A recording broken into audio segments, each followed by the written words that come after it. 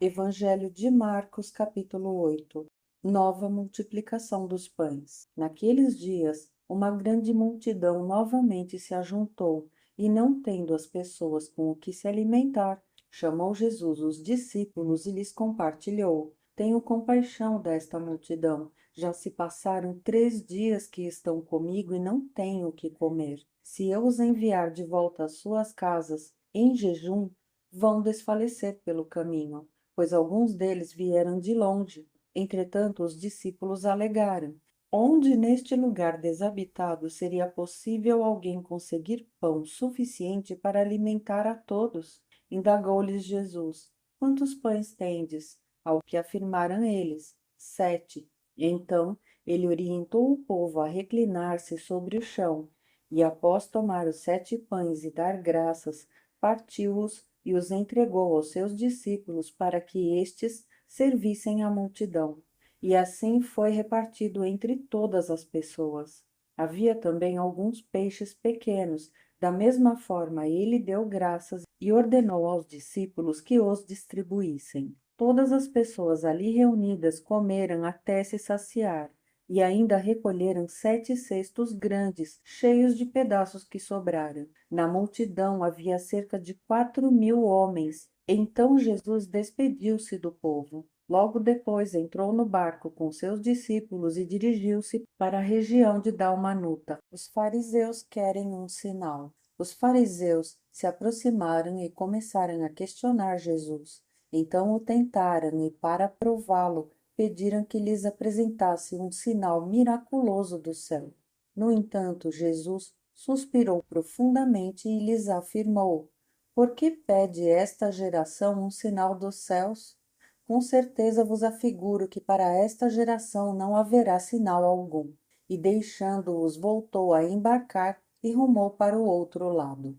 O perigo das más influências. Aconteceu que os discípulos se esqueceram de levar pães, e no barco tinham consigo apenas um único pão. E Jesus passou a recomendar a eles: Cuidado, guardai-vos do fermento dos fariseus e do fermento de Herodes. Eles, porém, especulavam entre si, argumentando: É porque não trouxemos pão. Ao notar a discussão, Jesus questionou: Por que discorreis sobre o não terdes pão? Até agora não considerastes, nem ainda compreendestes? Permaneceis com o coração petrificado? Tendo olhos não vedes, e possuindo ouvidos não escutais? Não vos recordais? Quando dividi os 5 pães para os 5.000 homens, de quantos cestos cheios de pedaços que sobraram recolhestes? E afirmaram-lhe: 12. E quando eu parti 7 pães para aqueles 4.000, quantos cestos grandes, repletos de sobras, recolhestes do chão? Responderam eles: 7. Ao que lhes concluiu Jesus: E então ainda não compreendeis? Um cego em Betsaida é curado. E chegando a Betsaida, algumas pessoas trouxeram um cego à presença de Jesus e rogavam-lhe que o tocasse. Então ele tomou o cego pela mão e o conduziu para fora da aldeia. Em seguida cuspiu nos olhos daquele homem e lhe impôs as mãos, e indagou: Vês alguma coisa? O homem levanta os olhos e afirma: Vejo pessoas, mas elas se parecem com árvores caminhando. Mais uma vez, Jesus colocou suas mãos sobre os olhos do homem, e no mesmo instante, tendo sido completamente restaurado, via com clareza e podia discernir todas as coisas. Então Jesus enviou aquele homem para casa, recomendando-lhe: Nem sequer no povoado entres. Pedro confessa Jesus como Messias. Jesus e seus discípulos partiram para os povoados nas cercanias de Cesareia de Filipe.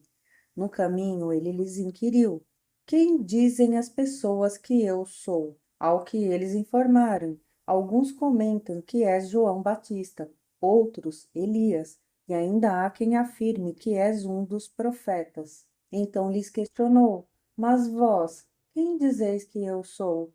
E asseverando Pedro, declarou: Tu és o Cristo. Jesus, por sua vez, lhes recomendou que nada divulgassem a seu respeito. Jesus anuncia sua paixão. Então passou Jesus a ensinar-lhes que era imperioso que o Filho do Homem fosse vítima de muitos sofrimentos, viesse a ser rejeitado pelos líderes religiosos, pelos chefes dos sacerdotes e pelos mestres da lei, então fosse assassinado para depois de 3 dias ressuscitar. E Jesus falou sobre esse assunto de maneira clara, mas Pedro, chamando-o em particular, começou a censurá-lo energicamente. Entretanto, Jesus voltou-se, olhou para seus discípulos e repreendeu severamente a Pedro, exclamando: Para trás de mim, Satanás, pois não estais pensando na obra de Deus, mas sim nas ambições humanas. Em seguida, convocou Jesus a multidão e os discípulos e os desafiou: Se alguém deseja seguir-me, negue-se a si mesmo, tome a sua cruz e venha após mim. Quem quiser, pois, salvar a sua vida, perdê-la-á, mas quem perder a sua vida por minha causa e pelo Evangelho, salvá-la-á. Portanto, de que adianta uma pessoa ganhar o mundo inteiro e perder a sua alma? Ou ainda, o que uma pessoa poderia dar em troca de sua alma?